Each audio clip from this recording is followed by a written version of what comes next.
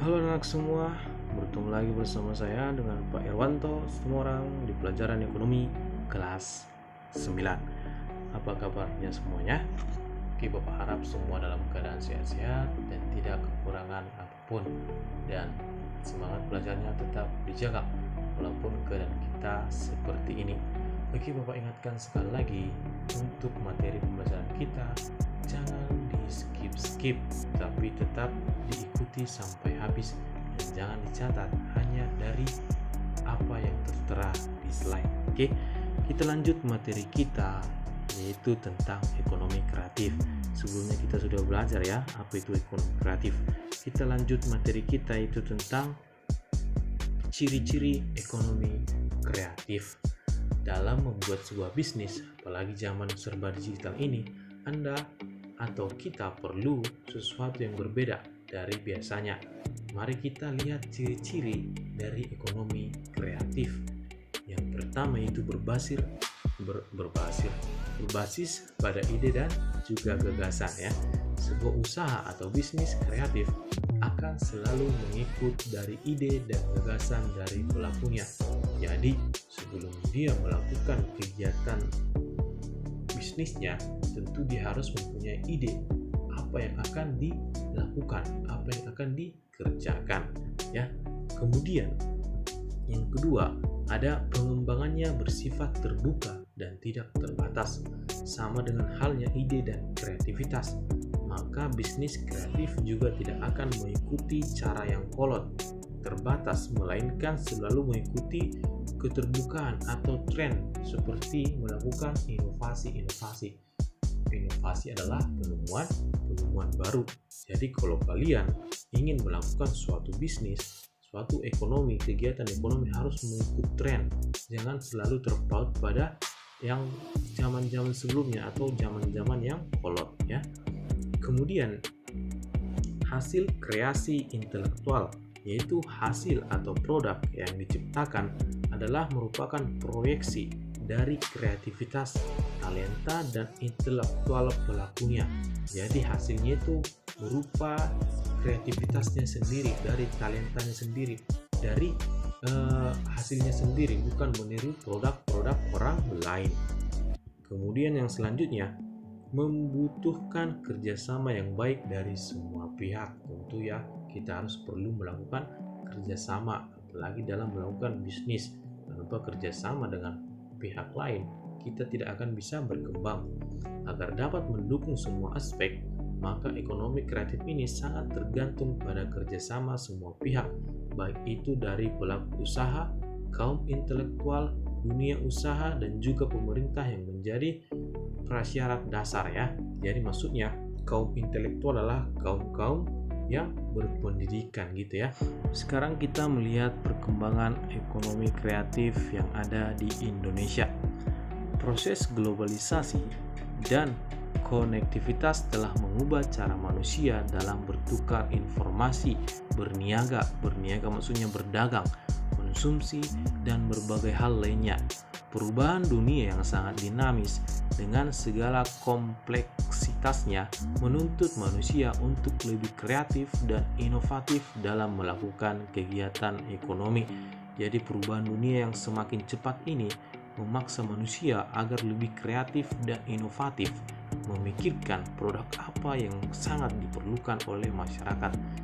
Sebenarnya industri kreatif di Indonesia sudah ada sejak lama, tapi dulu masih disebut dengan istilah ekonomi industri dan ekonomi informasi.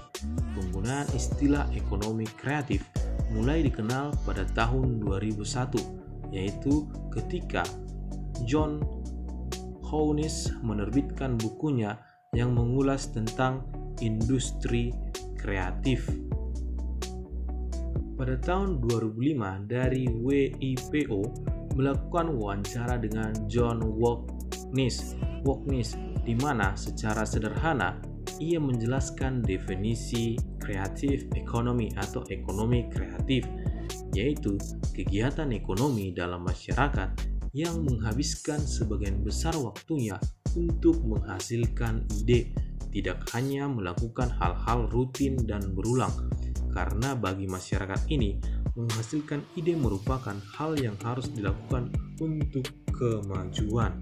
Jadi artinya industri kreatif adalah suatu industri yang bersumber dari pemanfaatan kreativitas, keterampilan, serta bakat seseorang dalam menciptakan kesejahteraan dan lapangan pekerjaan dengan menciptakan dan mengeksploitasi daya cipta dan daya kreasi orang tersebut.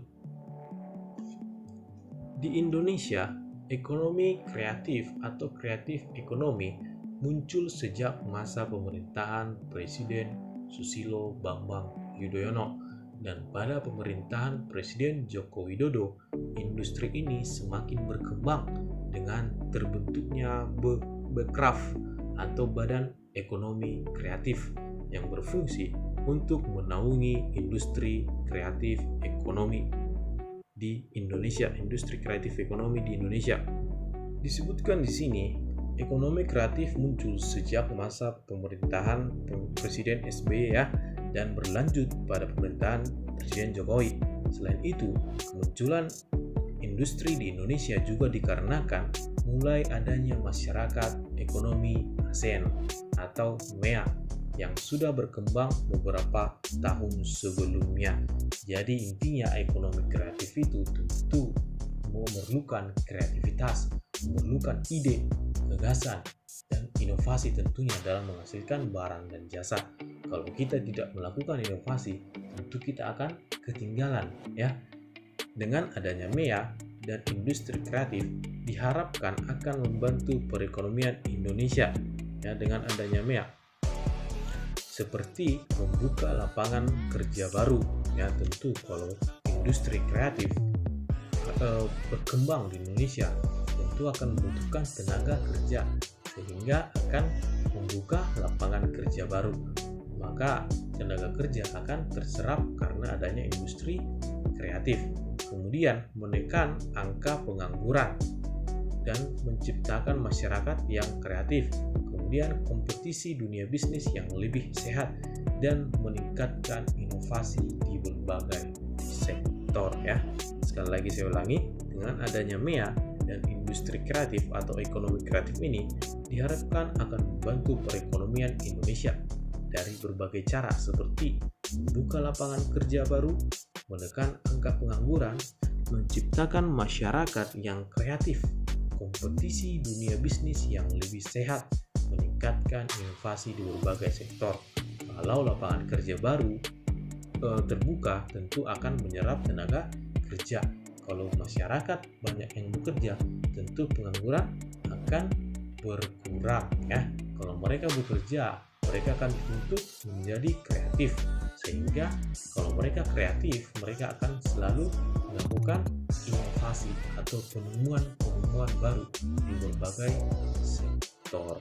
Oke, sampai di sini pertemuan kita. Saya harap kalian bisa memahami apa yang saya jelaskan barusan dan mendapatkan dari pembahasan kita hari ini. Sampai di sini pertemuan kita. Akhir kata saya ucapkan terima kasih.